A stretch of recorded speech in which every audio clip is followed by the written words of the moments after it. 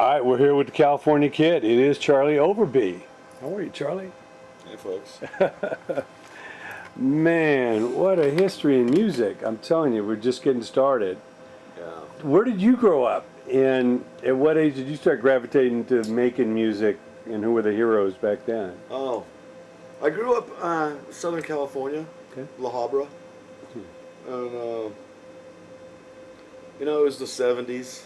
And my first record was Strangers in the Night, UFO. Oh, wow. Eddie Trunk's favorite record. Amazing record. Amazing record. And, you know, my first kind of introduction to rock, I guess, would have been Toys in the Attic. My brother had Toys in the Attic. Still stands up today. Yeah, and I dug Boz Scaggs even as a kid. My brother had that Boz Scaggs Yeah, man. Soap Degrees record. Toledo Shuffle. Yeah, outstanding. Yeah. Outstanding. And, you know, my old man played guitar.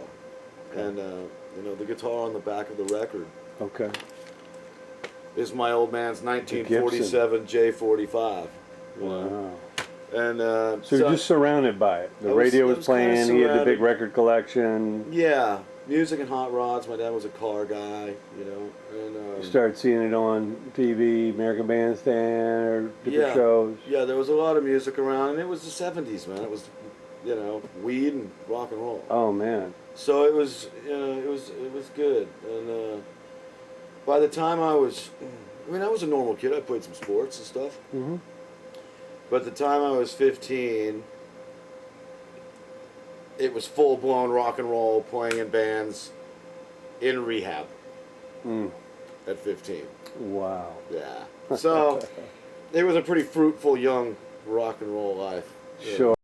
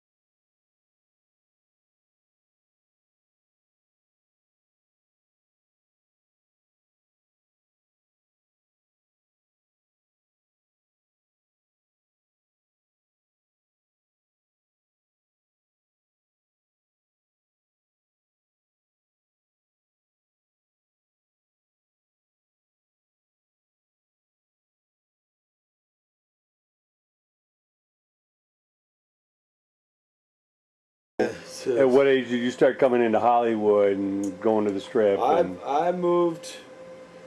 actually moved to Hollywood when I was 19. Okay. We started driving up. I mean, shit, when I was 15, right out of rehab, we were opening for Stryper and Poison, and you know, all the bands at Radio City. And then we started coming up and playing the Troubadour. Yeah. You know, we played with Poison shit before Cece was in the band, when they had the other Brett. Oh yeah. Yeah. Straight from Pennsylvania. Yeah. So, yeah, I mean, it seems like 100 years ago. I guess A different lifetime. It kind of was. That's what I always say, man. We've lived 5 or 6 lifetimes by now, you know. Yeah. You only feel old when you go back and you start thinking of all the shit you've done. Right. Yeah, it's crazy. But survived. You survived. Survived you know? it somehow. You know, survived 25 lifetimes. Yeah. Amazing. A lot of different, and I've reinvented myself. Sure. A few times. Well, talk about talk about, you know, the Broken Arrows, the latest chapter, how that evolved. I know you said you were even doing some agent business, booking some bands for a while, and you had the bug. You wanted to play. You had songs in you. Yeah. Well, I've always written songs. I've got probably close to 200 songs. Okay. And, you know, after Custom Made Scare, it's a cowpunk band on Side One Dummy, I somehow ended up filling in for this band called Deadbolt. And the debauchery was really thick. Wow. And for 12 years, somehow, I ended up filling in for Deadbolt and touring 8 months, 9 months out of the year. So I kind of took a hiatus from being me and doing my thing, which, you know, I try not to look back on and wonder if it was a good decision or not a good decision. It was just a decision I made, and I was pretty thick in the party still. Yeah. You know. And Was it it was mainly great. U.S. or they were Europe and We were everywhere? all over. Okay. Toured U.S. and Europe, and that's how I ended up living in Berlin. We did 8 weeks with Custom Made Scare, or 6 weeks with Custom Made Scare, 8 weeks with Deadbolt back to back, 1 day off in between, and we kept going through Berlin, and I had met someone in Berlin that had a cafe, and by the last time we were coming through on the last run of the tour, she kind of conned me into moving out there, and we turned the cafe into a bar. So for 2.5 years I was in Berlin. I made a record in Berlin with a whole bunch of German people, and I never released it. It's just sitting, the Berlin sessions. It's actually pretty good. There's a lot of talented Interesting musicians out city. I was through there one time when people took me to the area where Bowie had pulled up, and of course the Iggy Pop records and the Low and the Hero and that's all the Keats era. that I was in. Yeah. That's where I was at.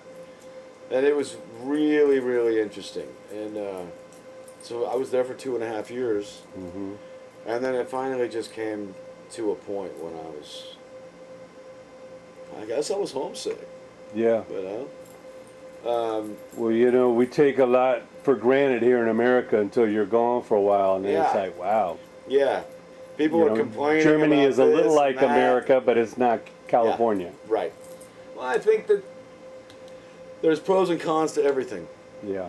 And I think that everyone should go and experience the world. European structure and the values. Yeah. And it is a different world, No. but it's a good world. And Well, Germany is a good place to start, man. Very Americanized in a lot of ways. I mean, it's not so radically different as I mean, there was France one or thing. Italy would be. There was one thing I'll never ever forget. And I was walking down. We had closed my bar at about 4:30 in the morning. Me and 3 or 4 other guys, hammered, completely hammered, going to another bar. And there was no one on the streets. The streets were dark, empty, silent. And we came to a crosswalk. The crosswalk was red. And I started walking. They said, "Hey, was los?" They were speaking in German to me. "What are you doing?" "Well, it's red." And I said, "There are no cars for miles." And they said, "Yeah, but you never know when a little kid might be looking out the window." And I thought that was amazing. You know? Wasted. Hammered. 4:30 in the morning. And still lucky to even see thinking the about light. setting a good example for a kid that might be looking out the window at 4:30 in the morning. And to me, I was blown away. And I'll never, ever forget that as long as I live. Even through the Alzheimer's, I will remember that story. Right. You know? It's such Setting a an strong, example. It was such a strong moment, and I just thought, man, that is awesome. You know? We don't have that here. Yeah. And that's a very small, you know, incident. I mean, it's Well, what's the greatest thing that you did appreciate about the German people? the beer. They love their beer. Yeah. Oktoberfest. Yeah. Now they, Every day. they're very committed, and they really live in the shadow of the past, and I think they're learning to let go of that and realize, like, okay, it wasn't me, it was my grandfather, but there's a lot of guilt. The world wars are still. Yeah, there's a lot of guilt there, consciousness. and they still live in that shadow, and it's a trip. It's really, to go out there as a California kid that grew up, on the beaches and coming to LA, and I mean completely California. Yeah. To go over there and live in a completely different world in the coldest winter in 20 years was amazing. It was an experience that everyone should have. Yeah, well, that's a great. So if you're young enough, pack your bag, get a guitar, save some money, go busking, head on over and learn about life. Yeah, a few years back, I was over there, and Pearl Jam was touring. I just saw all these American kids just touring Europe, following Pearl Jam. Yeah. Amsterdam, Yeah. and Denmark, and they take it so seriously. I mean, everyone's so intense about music, and they really, it's an art still there. It's, and their appreciation for the American and the British music is thick. yeah, not so much the Americans, but the American music. Oh yeah. Yeah. Or entertainment. Yeah. I mean, it's undeniable. Yeah. There's no way you can say, oh, the Americans are assholes and their music sucks. We make great music. Yeah. We don't have high note. Yeah, even the Scorpions were influenced by our bands, Yeah. So. That's great stuff. So it gave you that worldly culture. Having visited, now you were a local for a while. You were part of the local fabric. Mein Deutsch is good. I didn't speak any German when I got there. None. And I think part of growing up too with an English mother, kind of, there was something about that where, when I got to England, I was like, wow, I can really relate to most of this. England's not what it used to be. It's kind of like everywhere else, it's all entwined, and the world has really mixed. Yeah. You don't go to China and only see Chinese people. Right. Or maybe you do, but that's probably the only place. But, England or London, there's not very many English people there, really. It's kind of like Los Angeles. Yeah, big melting pot. There's not a lot of people from Los Angeles in Los Angeles. Right.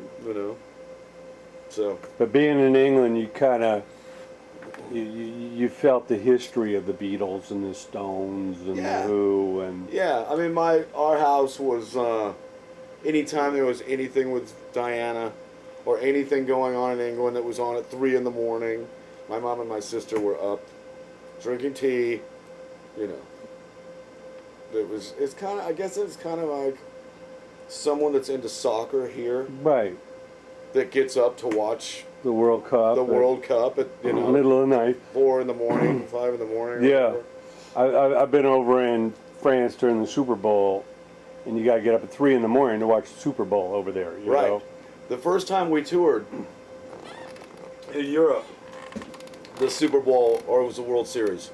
I think it was the World Series was happening, and we went to the Trinkteufel, which is, it's the drink devil. That's the Trinkteufel in Berlin, and it's the bar where everyone goes that's going to drink from 4 until 4 in the afternoon. And I remember we got in there and they had the World Series on, and it was just so awesome and welcoming to show up in Europe, first time on tour over there, Yeah. and walk into a bar and watch the World Series. It was so bitchin'. Yeah. So, Mixing those cultures. yeah. So there's some good perks. There's Yeah, some good man. perks. You know? So with the Broken Arrows and Yeah. and the new one, the California Kid. Yeah, kind of got What are you most proud of, achieving with that? What are some of your standout songs or feelings that you're really excited about? You know, when I started to make that record, I went through a really crazy period in my life where my 28-year bender of debauchery and party became kind of a drug addiction and alcoholism. And I, without going too deep into it, I was pretty sick, and I was starting to get broken.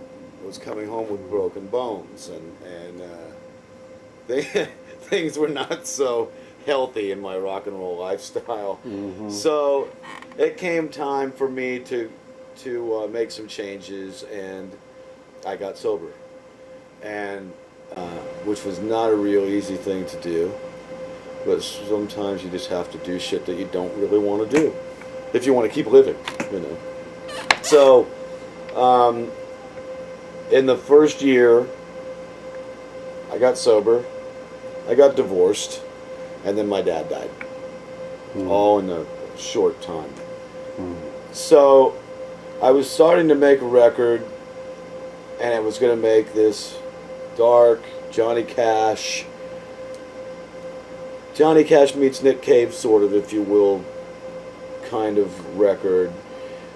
And then right before we were starting to record over at Swing House, I thought, you know what, I can't make this depressing record right now. I just can't do it. And I flip-flopped like that, super fast, and I went back into the vault and I picked some songs that that I thought would jive well. And I just said, okay, I'm going to make this record instead of this record, and the California Kid came out of that. A couple of the songs were brand new. They were actually all new songs, most of them just bits and pieces on tape.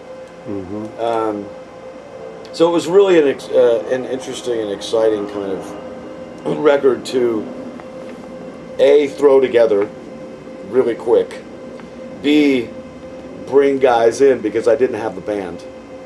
So I brought in a bunch of amazing musicians to play on it. And I don't know, it's a bit clean for me, you listen to the record and you don't, at least for myself, California Kid is kind of my story. I'm not necessarily the California Kid. It's really about all of us, anyone that can relate to that song from the wreckage of my life,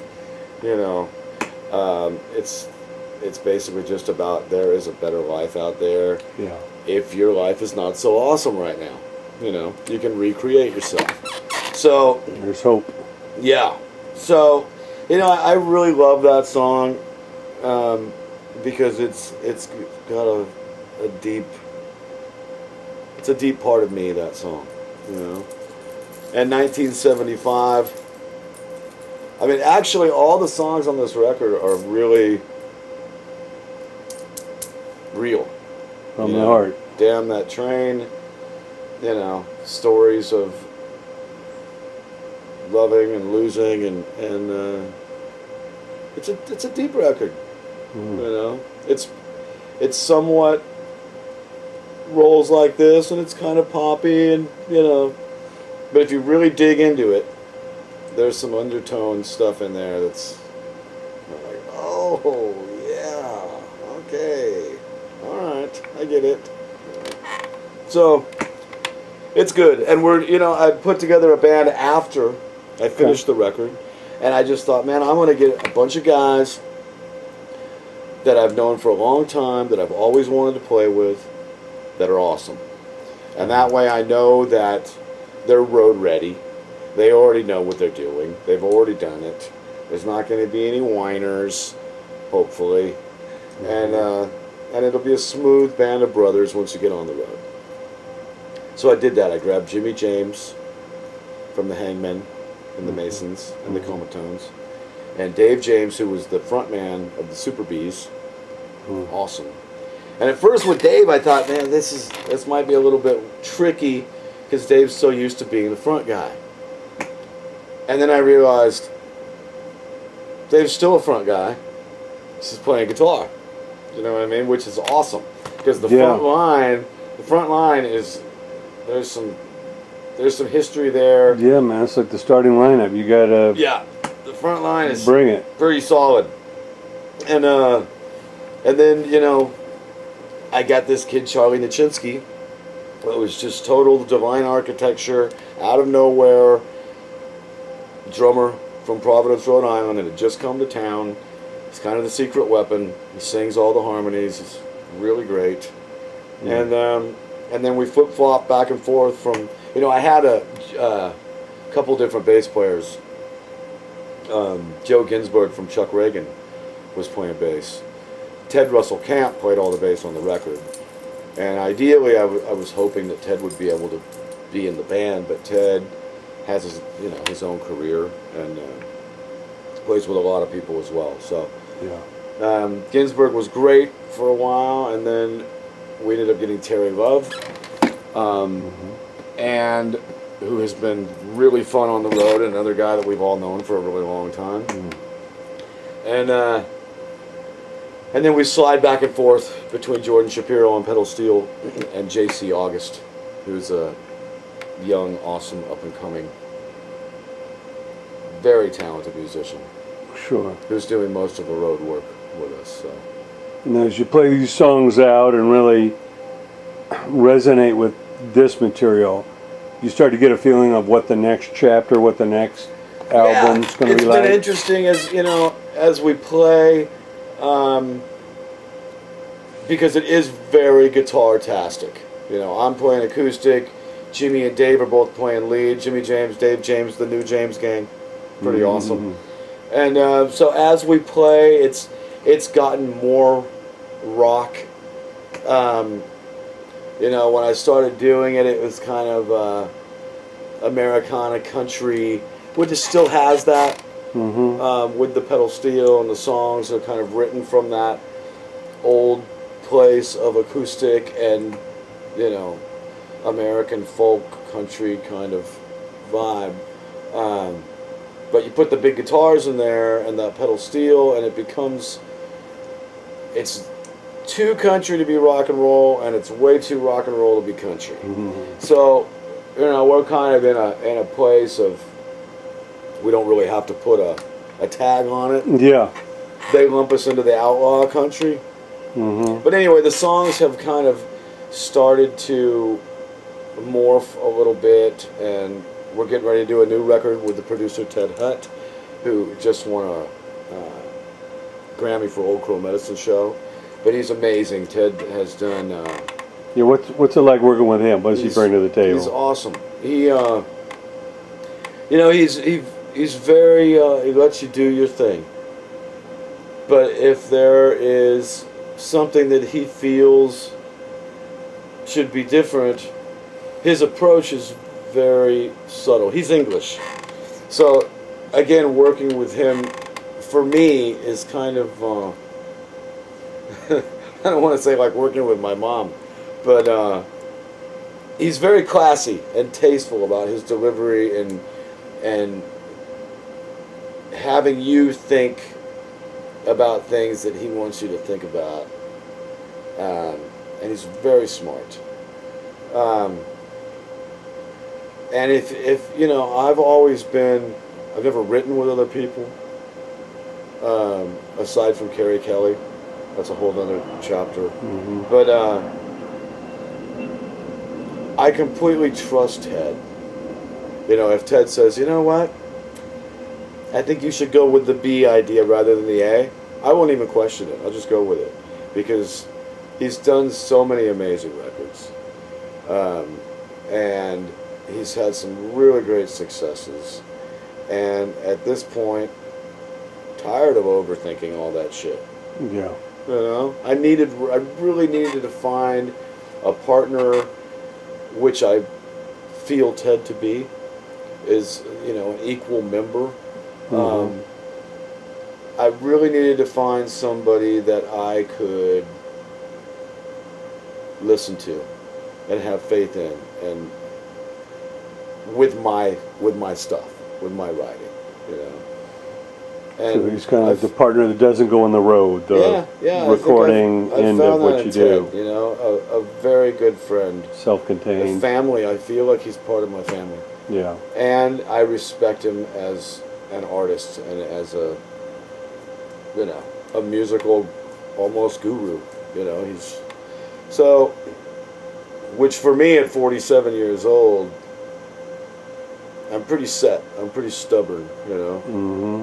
In a lot of ways, and so it's nice. It's refreshing to finally have someone that I can go, oh, I'm wrong. Okay, I can take that and roll with his idea. You know, most of the time. And he's gotten to know you and the writing and the band. Yeah. So. Yeah, I mean we're just cranking the pre-production right now. Okay. For the new record. Now you're about to go to Europe. You got some European dates coming up. Yeah. Yeah. Now, what do you look forward to the most? You know, in going to Europe these days. Europe? Yeah. I love Spain. Love it. Always nice to go back to. Yeah. Always nice to go back to Germany, of course. You try not to talk about the places you don't really like so much because you do want to go there still. I mean, as a whole, just going to Europe is a blessing. You know, it just shows you music's a universal language. It's the one thing that brings us all together. And to get to go there and play music and travel and see things and meet people. The history of Europe. Yeah, I mean, just to be able to do it still is awesome. But to get over there and play, and there's nothing like it. Yeah. Any parts of the world that you look forward to going that you haven't? What's the uncharted territory? I really want to play Costa Rica. Yeah, and Cuba. There you go. Yeah. I really want to play Cuba. And then, strangely enough, I've never been to Hawaii. I don't know why. I've been a lot of places, and Hawaii is just right here. Yeah. Everyone goes to Hawaii once. Have you been to Hawaii? Yeah. I actually graduated high school in Panama. Grew up all over the world, but below Costa Rica. So yeah, I've never been to Hawaii. I want to go play Hawaii. I'm sure that I will. Yeah. So I'm looking forward to that. How about Australia? Been over there yet? Actually, no. I have not been to Australia. Okay. I have a lot of family in New Zealand. After Hawaii, you just got to keep going. Yeah, I've got a bunch of family in New Zealand. So, is that right? Looking very forward to Australia and New Zealand as well. Yeah. Amazing. Now, after everything you've seen on all different sides of your experiences, what advice creatively do you give to that young songwriter, that young singer or band coming up today? Oh man, it's such a different world today in music, you know. But outside the business, you know, creatively coming up, mastering your craft as a songwriter, band leader, a player. Be honest. Don't try to write what you think is happening. Don't follow. Yeah, don't follow. Do what you do, and take your time doing it. You know, but you got to be honest and write from the heart, because if it's real, no matter what it is, if it's pissed off, if it's sad, if it's, whatever emotion you're coming from when you're writing that, if you're writing it and it's really from here, people are going to know it's real, and they're going to get it, and it's going to touch people. And that is the key to a good song, is if it makes you feel something, anything, it's a good song. You generally won't hear a song that doesn't make you feel anything unless you're out in a nightclub and it's a live band that's never going to do nothing. But that's not actually true, because on the radio these days there's a lot of terrible stuff. But for some reason, whoever's pulling that puppet show, that's a whole nother chapter. Sure. Not very happy with today's music on the radio. Yeah. But well, these days we just have so many other independent choices of hearing music, discovering music. Yeah, and I mean pop. Exploring. I'm talking about pop radio. Yeah, of course. So, yeah, I mean, back to that. I think you just have to be honest and do what you do, and you also have to be able to come to a point in your life where, I said, for me, it was 30. Where you can look at it and say, okay, is this working for me? Am I supposed to be doing this? Or am I supposed to be looking at other avenues? Because a lot of guys, get stuck in that rut of, I'm going to be a rock star, and this is what I'm going to do, and it's going to happen. There's lifers, there's people that are going to do it, and people that want to do it, and there's people that just do it. Yeah. And so, yeah, I mean, as far as all of that, you got to know when to pull the plug, and which I'm not saying that I should have. I don't know. Yeah, you gotta know when to shift the gear. Yeah, but that's what I mean. There's lifers. There's people that just do it because they do it and they love it and they have to do it. I know guys that are so rich and successful and don't have a dime. Yeah. And then I know guys that are completely successful and loaded, bitching cars and houses. And I would not want to have those lives that those guys are living. So rich is all here. Of course. Really. Yeah. Happiness you can't buy. No.